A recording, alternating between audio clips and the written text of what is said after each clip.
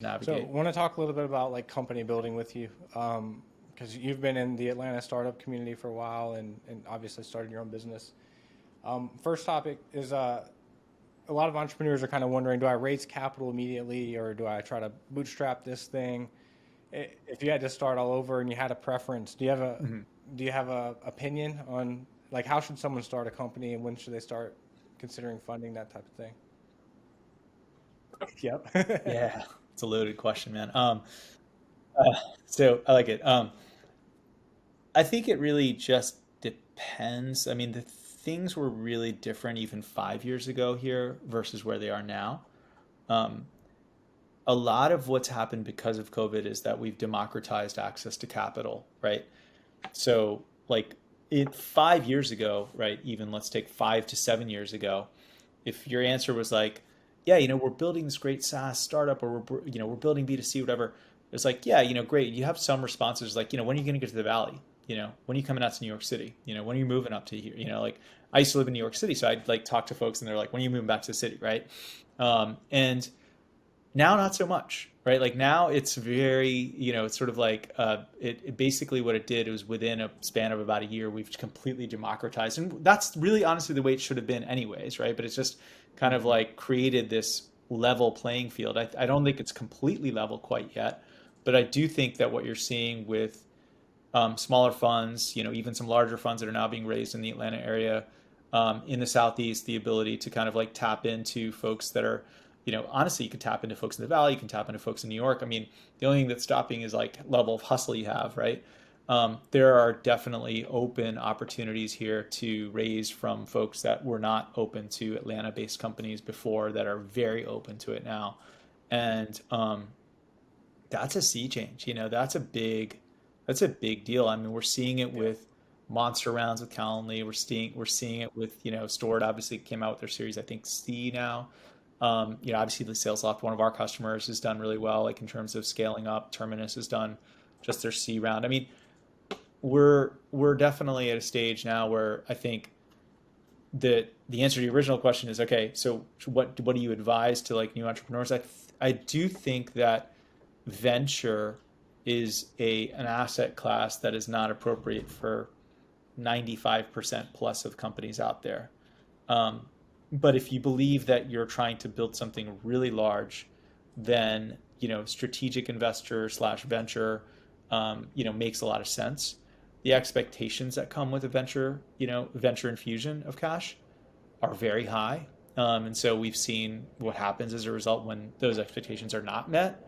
And so, frankly, for us, it's like we've brought in capital from angels, and now we've recently, brought in some more capital from a strategic, and that part of that is because we need to get our motion going in such a way that it's completely scalable, completely repeatable, and we've seen glimmers of that, but I'd say um, for most companies, it hurts you to bring that type of capital in very early. And the analogy that I heard from actually a venture guy like a while ago is like it's like plane fuel. It's like you can take it in, but it can like completely flood the engine, man, if you don't know what you're doing, right?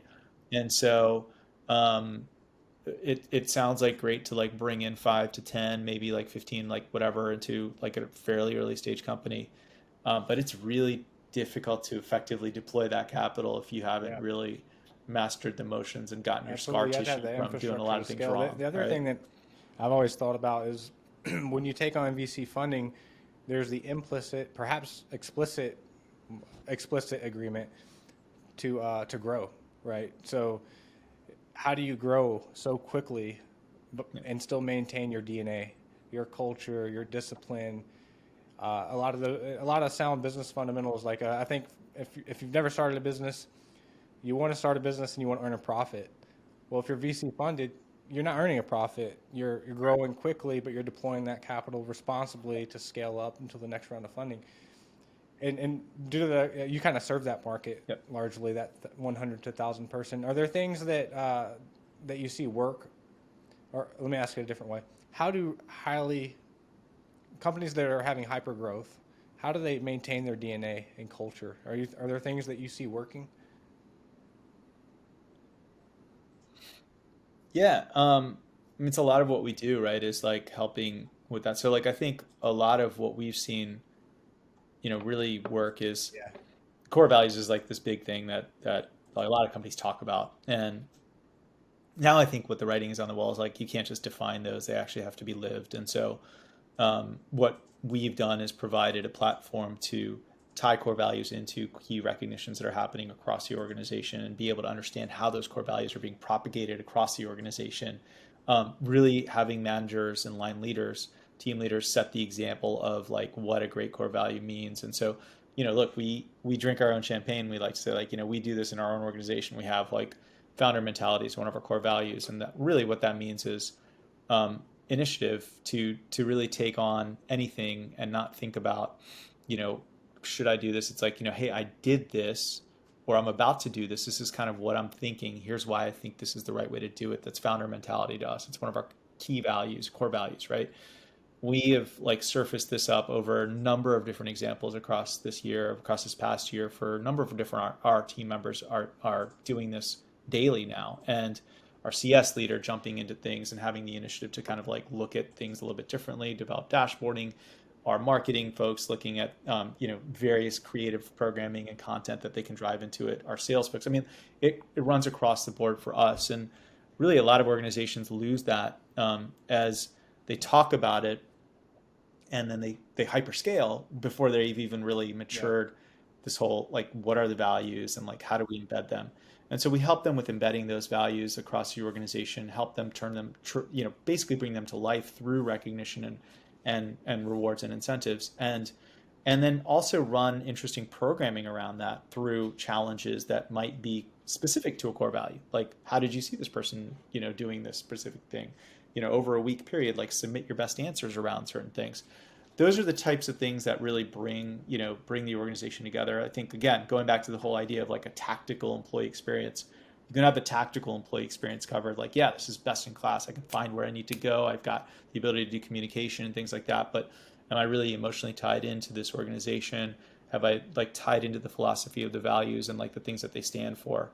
Have they brought those to life in the right way? And we partner with our organizations to do that so they can really get to that extraordinary level, some of the right? Not like just for example, sort of average. I think it's ethereal. How do you have core values? How do you actually do core values? So one of the things we do, for example, is in hiring. So when we hire, we have this thing called GWC core values, and what that means is we measure the candidate across. Do they get it? Do they want it? Do they have the capacity to do the work? And then how do they stack against our 5 core values? And then we have kind of a ranking system. So we try to kind of get it early on in the process. Is this a core values fit plus the technical stuff?